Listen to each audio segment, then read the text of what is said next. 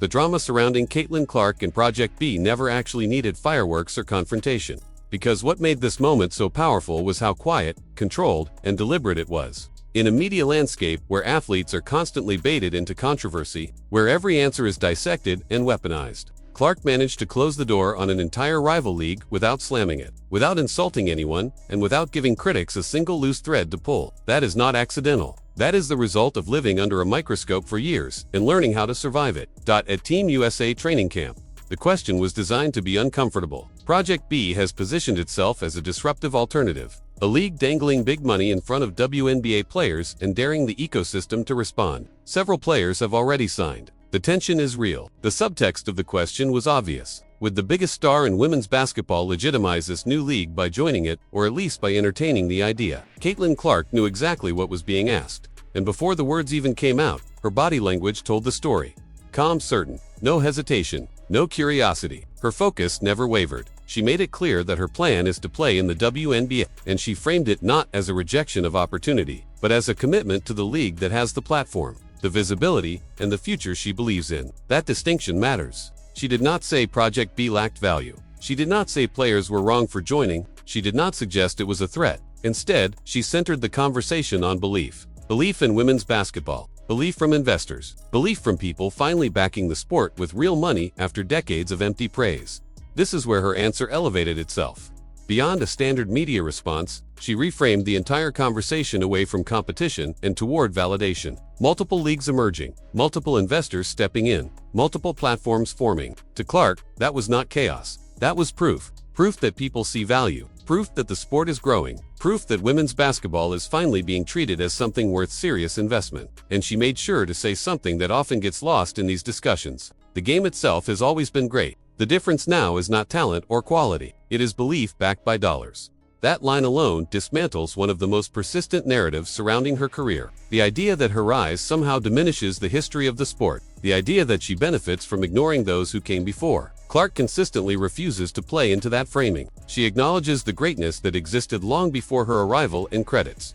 The generations that built the foundation she now stands on. That is not performative. It is consistent, and it is one of the reasons her words carry so much weight.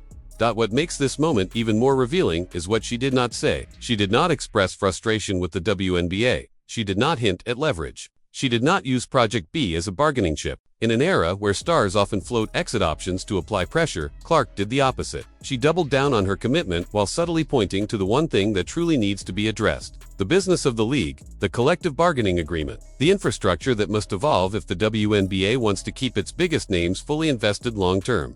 That subtlety is what separates her from most athletes in this space. Many players speak emotionally. Clark speaks strategically. She understands that every word she says reverberates through fan bases, front offices, sponsors, and media narratives. She understands that her voice can escalate tension or stabilize it. In this moment, she chose stability. She chose growth. She chose to keep the focus on the bigger picture rather than personal opportunity.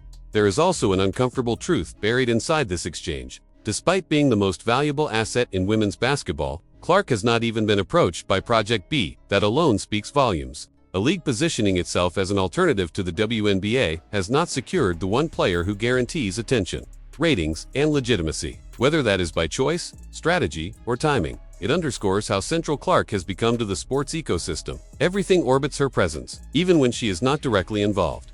Her response also highlights the double standard she operates under. Other players openly criticize the league, air grievances, or speak recklessly without consequence. Clark does not have that luxury. Every sentence she delivers is analyzed for tone, intent, and implication. She is expected to be flawless, diplomatic, and respectful at all times. And yet, she meets that expectation repeatedly. Not because she is protected, but because she is prepared. This is why her media presence feels so different. She does not dodge questions. She does not deflect. She answers fully, then redirects the conversation toward purpose. In this case, that purpose was reinforcing the WNBA as the central platform for women's basketball, while acknowledging that increased investment across the sport is a positive sign, not a threat. Project B may continue to grow. Other leagues may emerge. Players will make individual choices based on their needs and opportunities. Clark did not judge any of that. She simply made her own position unmistakably clear. Her future is tied to the WNBA, and her focus is on helping the league evolve rather than abandoning it when alternatives appear.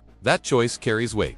When the most marketable player in the sport publicly aligns herself with the WNBA, it sends a message to sponsors, investors, and executives. The star is staying. Now the league must respond. It must modernize. It must address player compensation. It must ensure that belief is matched by structure. Clark did not demand this. She implied it, and that implication may be more powerful than any ultimatum ever could be. In a single answer.